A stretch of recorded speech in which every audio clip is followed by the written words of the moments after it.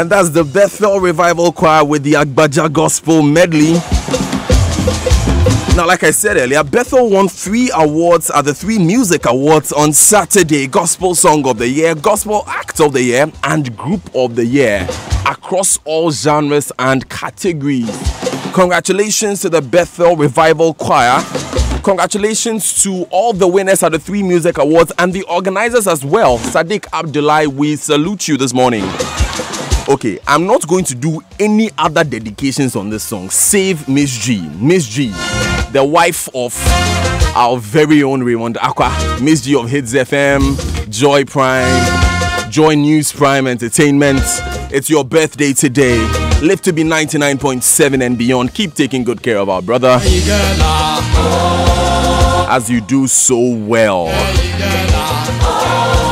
That is, I'm not doing any more dedications. I'm getting into trouble for the dedications I do on the other songs nowadays. So yes, Miss G, good morning, we are done. And Miss G was MC on the red carpet at the 3 Music Awards. So it's a 3 Music Awards distant this morning on the Super Morning Show.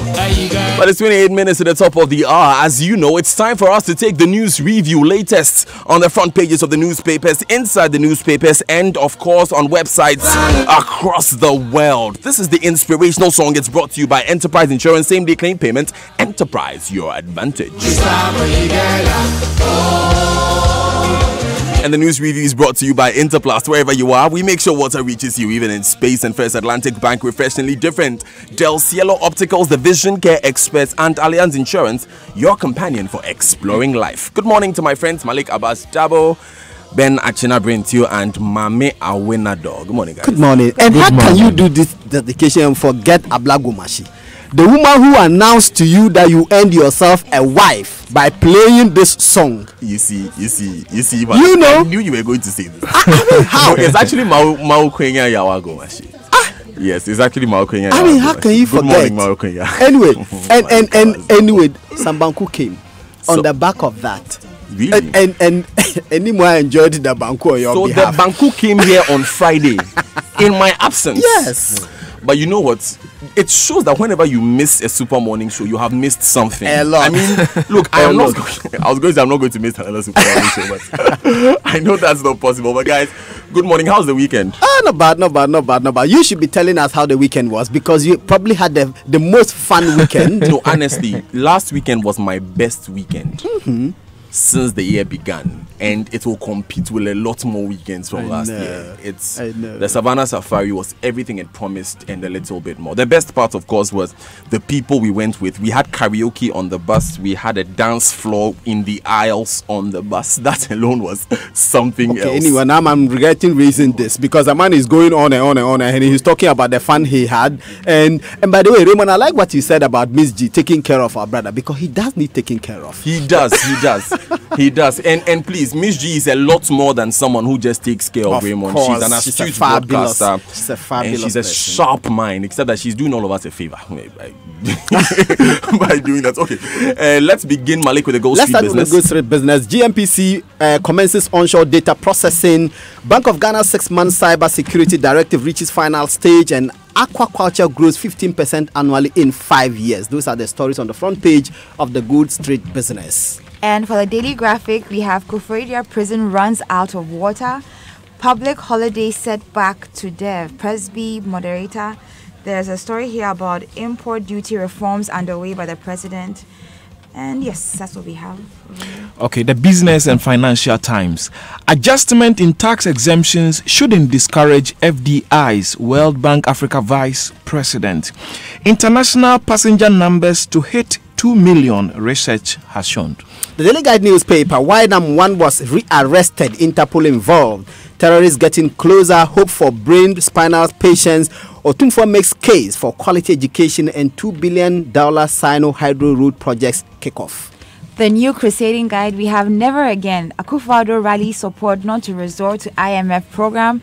The next story, Cabinet approves 55 million euros facility for Kumasi roads. We have soldiers turn laggards, unlawfully demolishing properties at Berekusu. And then there's a story here that says condom contract clean by Minister of Health debunks false reports. The Independent has two main stories. Diluted gospel and over-liberalization has escalated homosexuality, and this coming from Professor Mike Aaron Okwe. Government to crack down on SIM card fraudsters. The final newspaper, import duties to be slashed. President Akufo-Addo gives firm assurance as paperless port saves 960 million Ghana cedis in cost of doing business. Cabinet approves 55. Mami reviewed this. Ghana signs 27 million euro agreement with UNIDO to boost industrial development. And Ghana among 11 countries at high risk of debt distress. That's a report saying. Okay, and then for the Chronicle, we have two major stories here. We have I support raw power for elections 2020 by the president. And there's a story that says students vandalize 1,805 chairs at Baba Yara Stadium. The Herald. NPP chair smells corruption in 1.5 billion US dollars Meridian Port contract. Sorry, let me take it again. MPP chair smells corruption in 1.5 billion Meridian Port contract. Akufo-Addo appoints MD for non-existent Skater Port. Many questions hit municipality and beyond. Also, Information Minister leads government boycott of Joy FM and others. The last one, NLA cautions public against Lotto fraudsters. The Ghanaian Times newspaper, the import duties is also here. Import duties to go down as government rules out measures to reform import regime. Use continent's wealth to empower youth as the president are urging African leaders. 450 communities earmarked for peri-urban rural water projects. Back page of the Ghanaian Times newspaper has had to overcome Dreams FC in NC League opener Kotoko and hard win over Ediana Stars. And for the Ghanaian Observer, we have two main stories here. The NLA cautions public against Lotto fraudsters, illegal lottery, and we have brouhaha over contract to Indian Koi to supply condoms. Ministry of Health fires back. The Daily Statesman, lower import duties eminent, says the president. Also, power to the youth. Akufo-Addo urges PS to use Africans' wealth to boost the youth. Lastly, £55 million for Kumasi roads. Let's get into business now. Malik, why was Nam1 rearrested? Well, so the Daily Guide newspaper is reporting that Nam1 was rearrested. He was granted some sort of bail because the authorities of the police in Dubai realized that they were not able to establish or find sufficient evidence to establish a prima facie case against him in the $51 million case, gold scam case that they brought against him in that country for which he was arrested in December last year. Now, when they relaxed the rules and the court began to relax the restrictions imposed upon him on the basis of that arrest, Interpol then made an intervention and said that there were other cases in which he's a person of interest in some other countries, and because of that he was rearrested by the police there on the request of Interpol. But the paper is also reporting that in that case, the $51 million gold case, one other person who is of interest now to the Dubai police is a Nigerian, and his name is a mouthful. Let me just look for, it's a very complicated name here, and he's the one the police believe he is he's involved in this $51 million case. This person was traveling with two passports, a Nigerian passport and a Ghanaian passport. And the Ghanaian authorities, the Bureau of National Investigations, actually put him on a stop list at the airport. And when they put him on that stop list, he then decided to use road. He traveled by road to Nigeria. And yet the Dubai police is on his heels. I'm just looking for his name here. So this is what the Daily Guide is reporting. It's reporting by what they are saying. Does that mean that Nam1 is being held on charges preferred or suggested by Interpol and not local Dubai authorities? Yes, so the Dubai authorities arrested him in respect of one case, but they are not able to produce enough evidence to back their case as of this point. And because of that, the court has begun to relax restrictions upon him. But Interpol then made an intervention and said that this guy is a person of interest in respect to some other cases in some other countries. Therefore, keep him there. So which the authorities are? They have not mentioned those countries in the stories, but they said the original case for which he was arrested, there is now a prime suspect, and this prime suspect is a Nigerian. Okay, Malik, you have the name now? Okay, whilst you get that, His the name key is question for me. Adetunji Adewoye Olurunfemi. I will not try and repeat that. Thank you very much. So that's the name of the guy who is now the police in Dubai are chasing in respect of this matter. My only point of curiosity is that, so we were told by international relations experts that he would have to be tried for his crimes in Dubai first before he's released to face charges in any other country. We also know that it was confirmed to us by Interpol that it is because of Ghana that he was put on the Interpol watch list in the first place. Yes. Now, if they are relaxing his charges in Dubai, is it not time for him to be released to face his So what charges they are saying in Ghana? is that Ghana is one of the other countries, in which he's a person of suspect. But fundamental question, if Ghana is one of the countries, why are they detaining him rather and not releasing him to come to Ghana to stand trial for the offenses that the state of Ghana says he committed? Which countries are these? What crimes is he facing? What charges is he facing in those countries? Why are we now hearing of these countries? And Absolutely. so there are a lot more questions that need to be answered with the NAM1 case, and the key one for most customers will be, where is our money? We know that he told the government delegation that when the state delegation from Ghana that went to see him in Dubai, that his assets should be sold and then the money used to pay some of the Which is why we need to clients. get an update on that. What's the value of those assets? What's in those bank accounts? Are they able to meet those customers' needs? There are a lot more questions there that we'll be going into. But Achina, President Akufo-Addo has appointed a managing director for a port that does not exist. Yes, that is the Keita port, and that's what the Daily Herald is reporting. That's according to the Daily Herald. According to the Daily Herald. you. And we can also confirm that over the weekend, a letter was released to the media and also the general public. It was signed by the Minister of Transport, Kweku Ofori Esiama, and the letter says that Dr. Alexander Y. Eduse, a private legal practitioner, has been appointed by the president to go and oversee the Keita port. Actually, the letter was directing the board chairman of the Ghana Port and Harbours Authority, Mr. McMenu, to make sure that the letter or the authority in the letter is given effect. Now, the question, according to this paper, is that there's no port actually at the Keita municipality, and people in that area, Anglo, are raising a lot of questions that what is Anglo. They are asking the question that there's no port, there's no office, there are no structures, nothing. So really, what is he going to do at this particular port? But what we know for a fact is that in April 2018, the government signed an agreement with Diamond Cement to actually construct the port. So what we have is an agreement on paper, but no physical infrastructure to show for it. So people are asking the question: is he going to get all the perks as a director of ports, or whilst there's actually no port on the ground?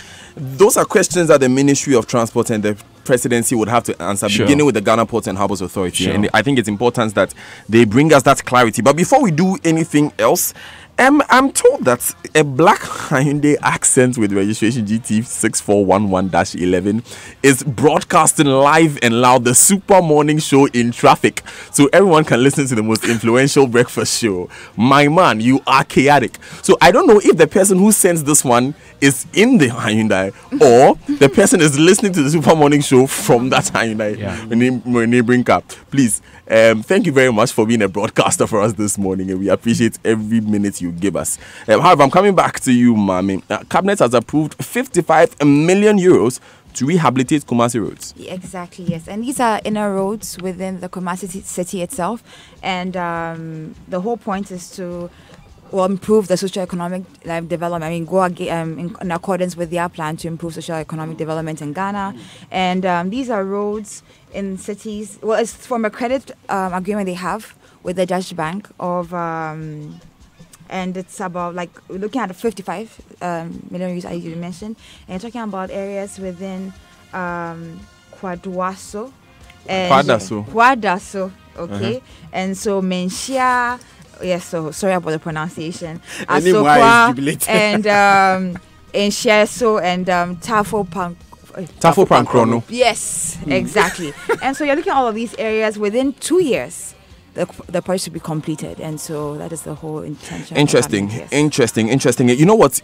I had to join the team going on the Savannah Safari in Kumasi on Friday via flight. Yes. And so when we're coming down, I saw a picture of the 70% untarred road statistic that we've been repeating, and it's so clear when you're flying into any part of Ghana, when you're flying out of Accra and you're flying into Kumasi, you see the number of untarred roads compared to the number of it really looks like 30%. I mean, it's clear when you are approaching from air, and I think that it's something that must be done, which is why, Malik, it's important that we have this $2 billion Sino-Hydro deal come through. Absolutely, which is starting in April this year. This agreement was reached in 2017. And the agreement was when the master project support agreement was signed between Sino-Hydro and the government of Ghana to construct some inner city routes. The project is a $2 billion project, and it is roads for bauxite. So the Sino-Hydro company will come build the roads in Ghana, and the government of Ghana will pay through bauxite, and agreements have been reached to that effect. There are many other routes. In fact, the project is going to start with the first tranche of money, which is 649 million. That's the first tranche which is coming under this $2 billion project. It will start with the Tamale interchange, which is one of the first projects to be undertaken. Some of the other projects to be taken are 84 kilometer Accra inner city routes, the routes that Daniel is referring to, 100 kilometer Kumasi inner city routes, the Tamale interchange I've just mentioned, PTC roundabout, and Daniel will know this, an interchange project in Takrady, and 14 kilometer Adenta Dodua dual carriage routes. That will also be undertaken under this project. There are other projects. There are 39 kilometer Sunyani inner city routes, 32.19 kilometer Western region and Cape Coast inner city routes, upgrading of selected feeder routes in Ashanti and Western regions, rehabilitation of a 38 kilometer Oda of Fwansi Irebi, a Brim road. I'm saying Fwansi. You can understand why. It's Oda Ofwasi Ebrim roads. Okay. Construction of 66.44 kilometer Hohoi Jasikan Dodo Pepesu road.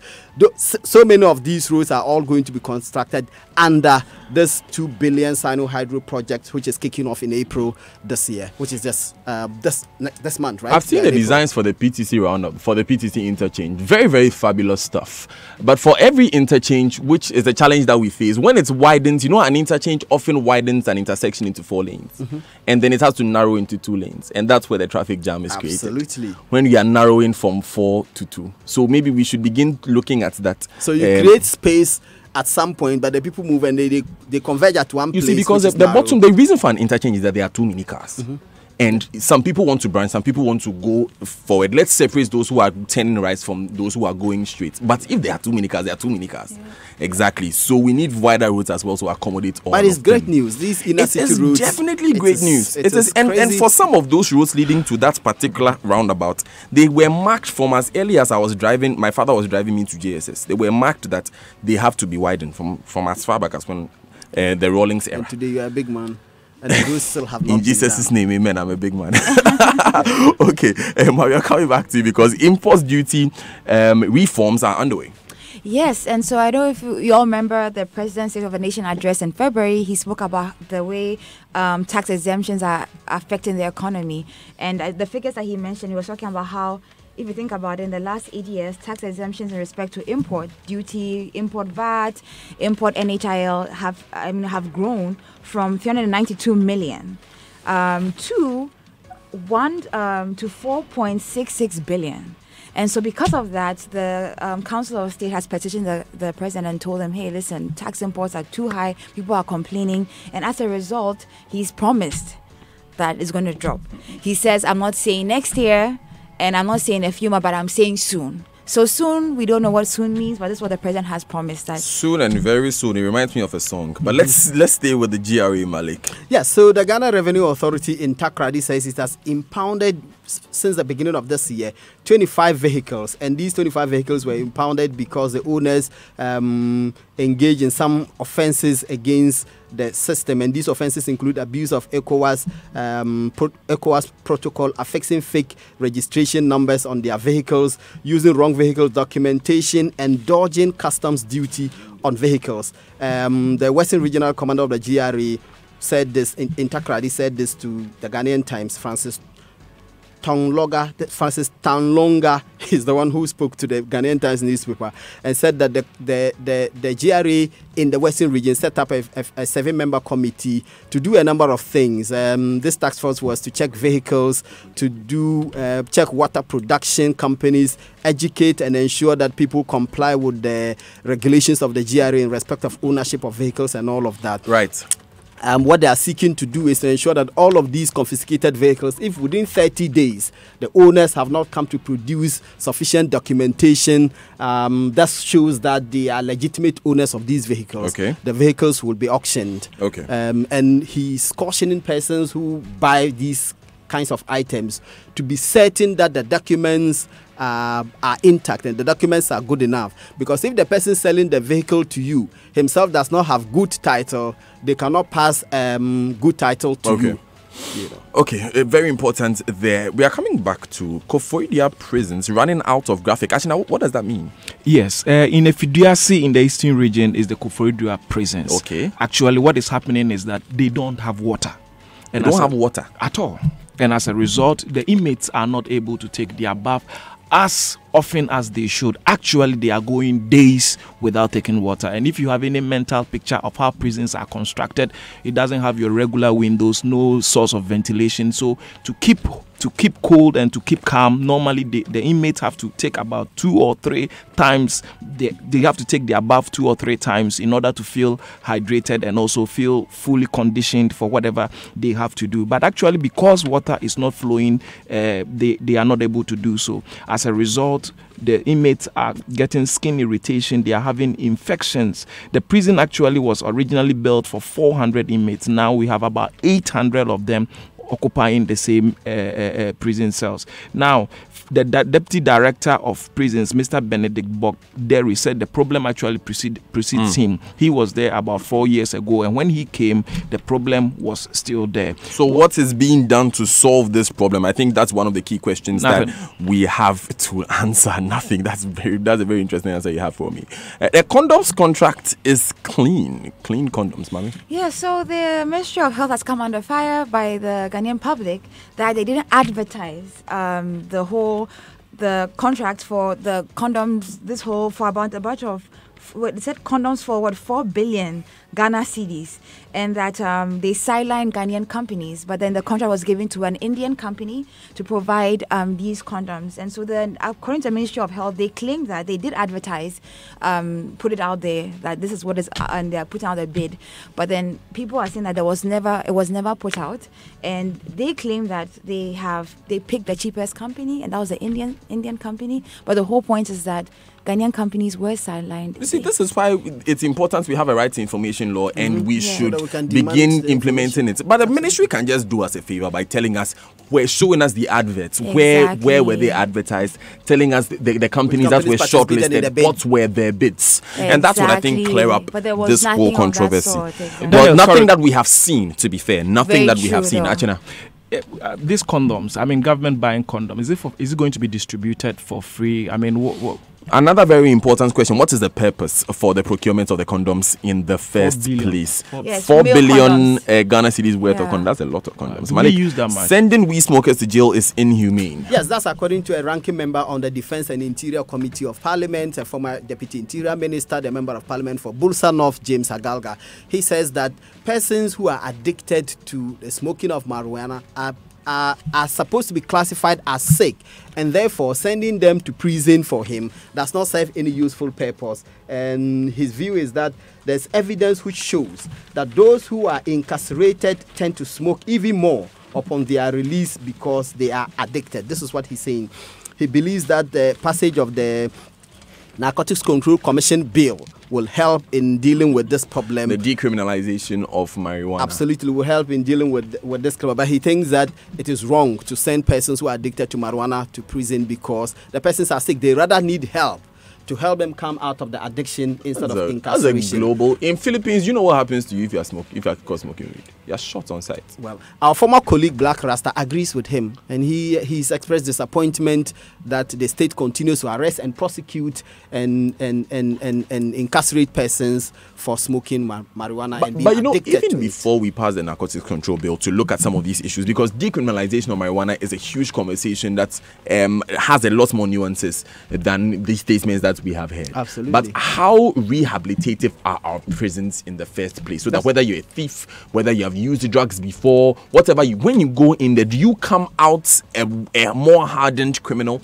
or you come out as a reformed person? That is another question that we need to have time for to answer very well. But now we would have to go into the news, the online news review. Before I do the online news review, on Friday, whilst I was listening to you guys on my way to Savannah Safari, we heard on Adom Online that a mobile money operator was robbed and had acid poured on her. Now she needed just 1,000 Ghana cedis for treatment, and Enimwa, very well of her, put out a request for support. A lady has sent 500 Ghana cedis. We don't know who you are, but we are grateful to you. Thank you, and we are working to reach the family to send the money. The online news review is brought to you by Zenith Bank, in your best interest, and Goyle Good Energy. Now, be that person who makes payments anytime, anywhere without the need to carry cash, or that person who lives light because you use a Zenith mobile app to pay bills, top up airtime, effect instant transfers, top up investments, and so much more. Avoid delays and keep afloat with the simple things in life. Simply sign up for Zenith Bank's electronic banking solutions today and live light. Go light with Zenith Bank. It's faster and smarter. Zenith Bank is always in your best interest. Now, your freedom comes with choosing Goyle, which is your CIMG award winner #1 OMC. Just continue to patronize our quality fuel, superior lubricants, and reliable gas supplies and other trusted services, and you will feel the good energy. Together with you, our customers, we have supported the nation, and together with you, we will continue the partnership to grow our economy. Be a patriot every day. Buy Goyle. Let's grow Ghana. Goyle Good Energy. Goyle Yenara. Yeah, dear. We're going to begin the online news review on myjoyonline.com. Interesting headlines here. UEW Brohaha. Yoko investigation exonerates former VC, that's Professor Mauto Avoke. Boboba in UEW. Man inflicts cutlass wounds on sister for being a witch. This still happens in Ghana. Very, very unfortunate. And BBC.com says crisis talks over anti-foreigner attacks in South Africa. Get the details on BBC.com. We're going to take these important messages. We'll be back with more. As an executive, every transaction needs to be swift and convenient. Kindly enter your PIN to authorize the transaction, sir. Here's your purchase, sir. I travel light with Zenith Bank. It's